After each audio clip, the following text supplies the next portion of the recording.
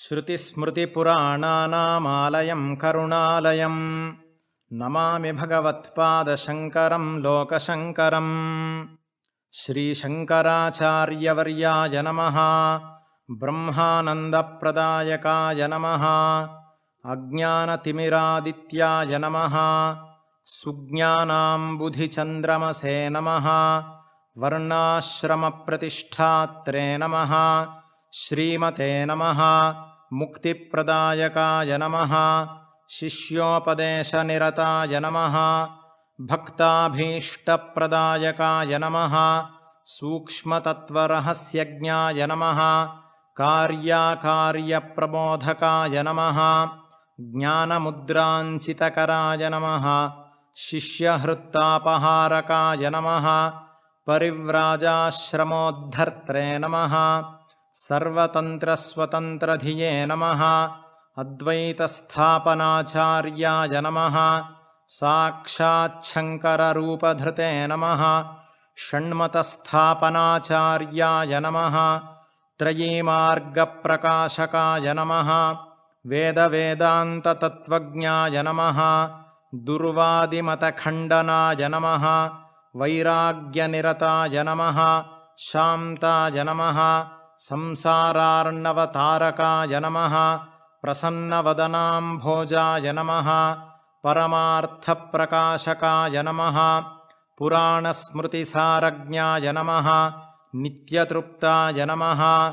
महते नमः। शुचये नमः। नित्यानन्दाय नमः। निरातङ्काय नमः। निस्सङ्गाय नमः। निर्मलात्मकाय नमः। निर्ममाय नमः। निरहङ्काराय नमः। विश्ववन्द्यपदाम्बुजाय नमः। सत्त्वप्रधानाय नमः। सद्भावाय नमः। सङ्ख्यातीतगुणोज्ज्वलाय नमः। अनघाय नमः। सारहृदयाय नमः। सुधिये नमः। सारस्वतप्रदाय नमः। सत्यात्मने नमः। पुण्यशीलाय नमः। साङ्ख्ययोगविचक्षणाय नमः। तपोराशये नमः। महातेजसे नमः। गुणत्रयविभागविदे नमः। कलिघ्नाय नमः। कालकर्मज्ञाय नमः। तमोगुणनिवारकाय नमः। भगवते नमः। भारतीजेत्रे नमः। शारदाह्वानपण्डिताय नमः। धर्माधर्मविभागज्ञाय नमः। लक्ष्यभेदप्रदर्शकाय नमः। नादबिन्दुकलाभिज्ञाय नमः। योगिहृत्पद्मभास्कराय नमः।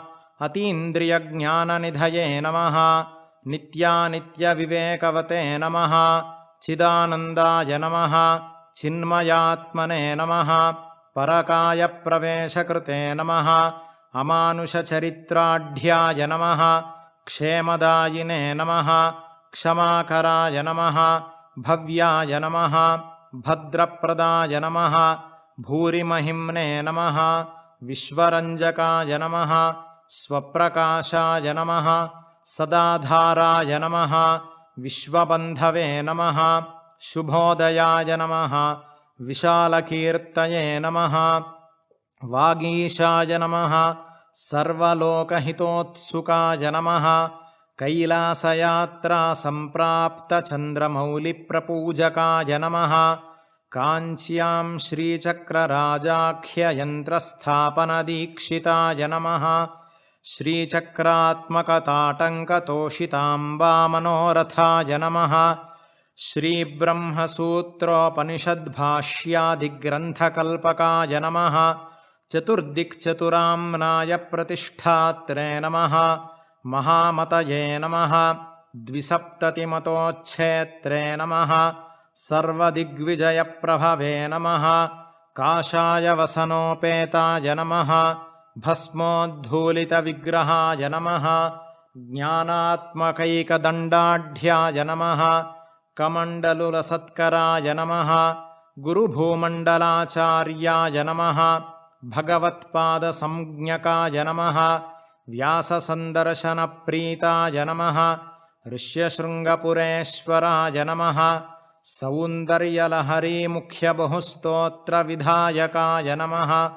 चतुष्षष्टिकलाभिज्ञाय नमः ब्रह्मराक्षसमोक्षदाय नमः श्रीमन्मण्डनमिश्राख्यस्वयम्भूजयसन्नुताय नमः तोटकाचार्यसम्पूज्याय नमः पद्मपादार्चिताङ्घ्रिकाय नमः हस्तामलकयोगीन्द्रब्रह्मज्ञानप्रदायकाय नमः सुरेश्वराख्यसच्छिष्यसन्न्यासाश्रमदायकाय नमः नृसिंहभक्ताय नमः सद्रत्नगर्भहेरम्बपूजकाय नमः व्याख्यासिंहासनाधीशाय नमः जगत्पूज्याय नमः जगद्गुरवे नमः श्रीमच्छङ्करभगवत्पादाचार्यस्वामिने नमः।